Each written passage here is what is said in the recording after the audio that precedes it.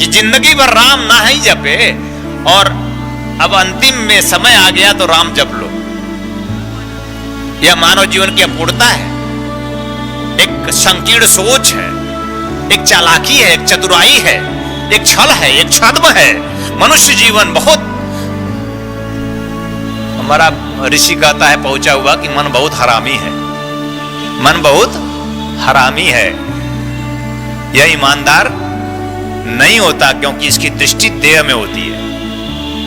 जब इसकी दृष्टि देह के पार सोचे प्राण में, देह मन बीच में है, मन सूक्ष्म है, देह स्थूल है, मन सूक्ष्म है, प्राण अति सूक्ष्म है। इन तीनों में ही रहिए।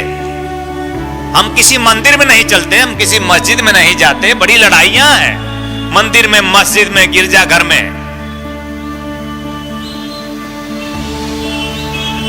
ईश्वर और अल्लाह में, राम और रहीम में, कृष्ण और करीम में, इनको लेकर युद्ध है।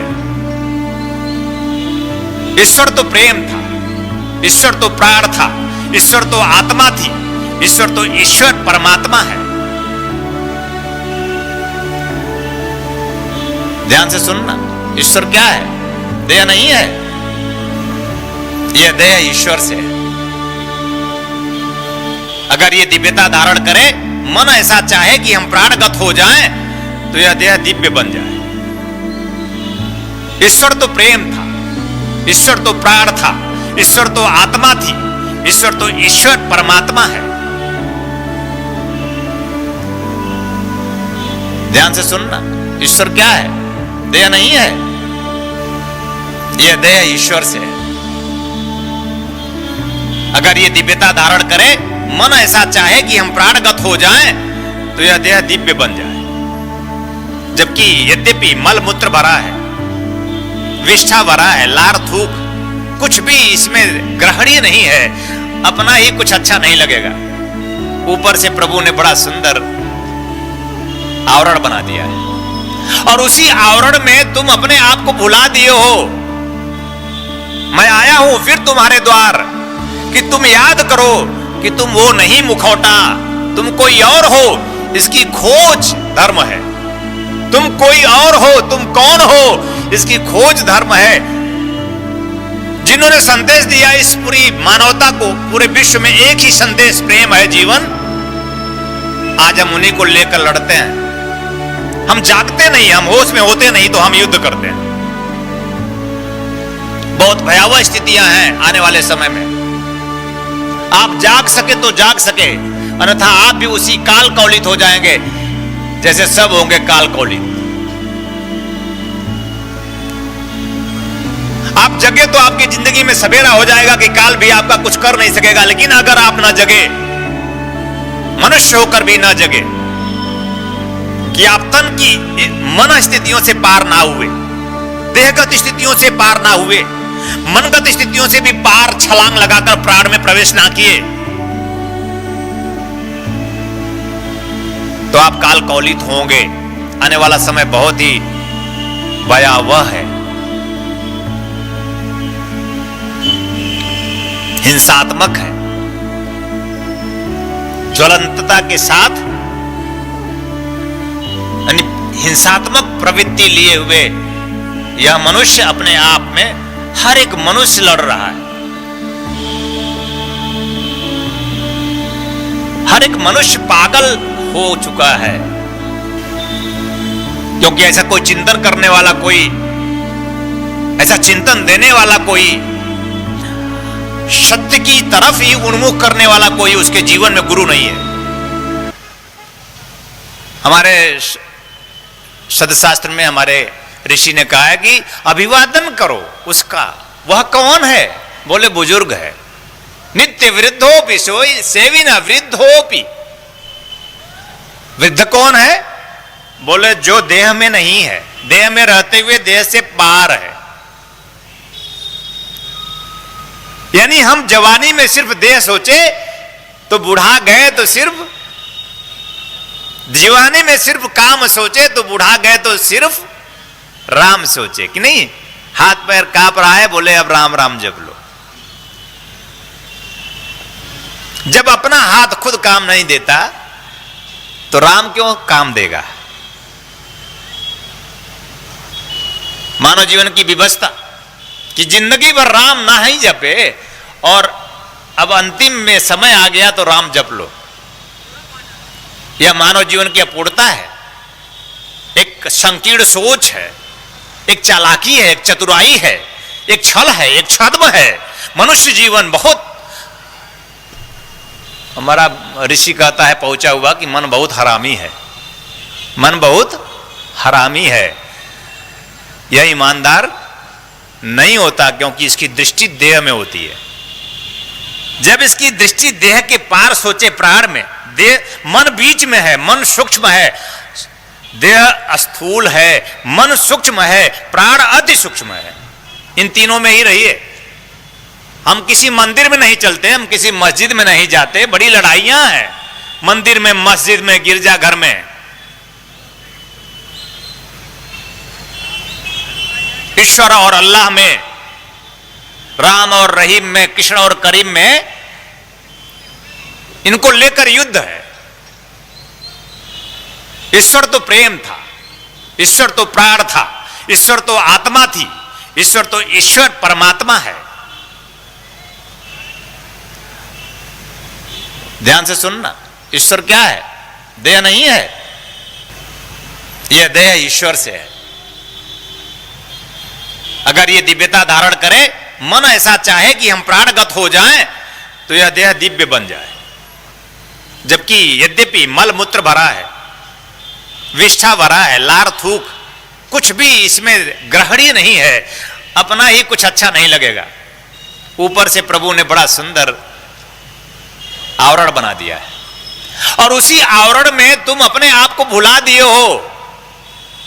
मैं आया हूं फिर तुम्हारे द्वार कि तुम याद करो कि तुम वो नहीं मुखौटा, तुम कोई और हो, इसकी खोज धर्म है। तुम कोई और हो, तुम कौन हो, इसकी खोज धर्म है, अगरबत्ती धूप दीप नहीं। यह चिंतन धर्म है, दिया जलाकर बुझा देना नहीं। एक ऐसा दिया है तुम में, तुम मेरे आत्मदीप हो, प्रज्वलित करो। तुम मेरे आत्मदीप हो, प्रज्वलित करो। वो जला ही नहीं कभी तुम्हारा। और दिया जलाने का अर्थ भी सिर्फ इतना ही होता है, हे प्रभु, हे गुरुदेव, मेरा आत्मदीप प्रज्वलित हो। ओम अग्निर्ज्योतिर्ज्योतिरग्नि स्वाहा। आत्मदीप प्रज्वलन हो। दिया जला दिए जैसे बहुत उपकार कर देते हो। दिया जलाने का एक भाव करो, मेरा आत्मदीप प्रज्वलित हो। गुरुदेव, मैं देह से पार होऊं, मन से भी पार हो जाऊं, मैं प्राण में रम जाऊं, प्राण में प्रवेश हो मेरा, क्योंकि प्राण ही है सब। हम तुम्हें सिर्फ एक चिंतन दे रहे हैं। यह चिंतन पूरी मानवता का चिंतन है, ईश्वर का चिंतन है, अल्लाह का चिंतन है, राम का चिंतन है, रहीम का चिंतन है, कृष्ण का चिंतन है, क्राइस्ट का चिंतन है, प्रेम।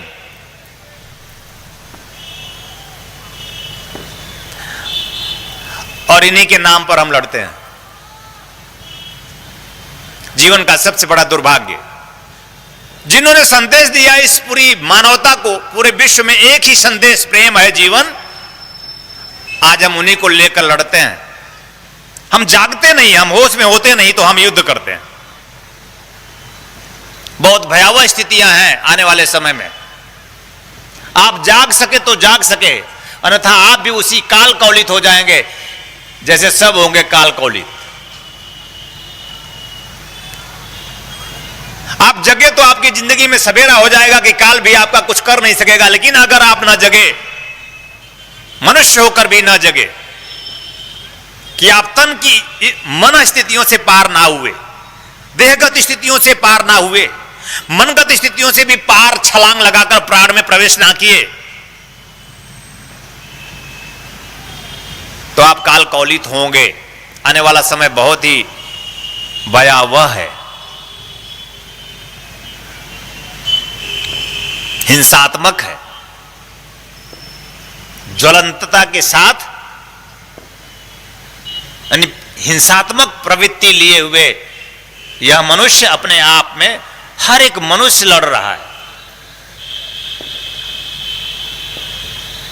हर एक मनुष्य पागल हो चुका है,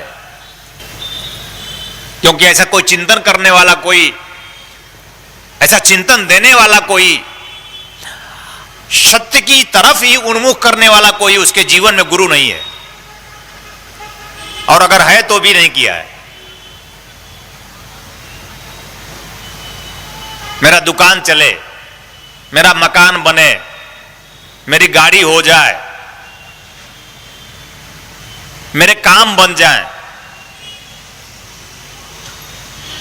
मेरी नौकरी लग जाए, मेरा प्रमोशन हो जाए, सब देहगत है। गुरुदेव आप ऐसी दीक्षा दो, ऐसी साधना दो। गुरु इसलिए किया नहीं जाता था, गुरु इसलिए किया जाता था, हे गुरुदेव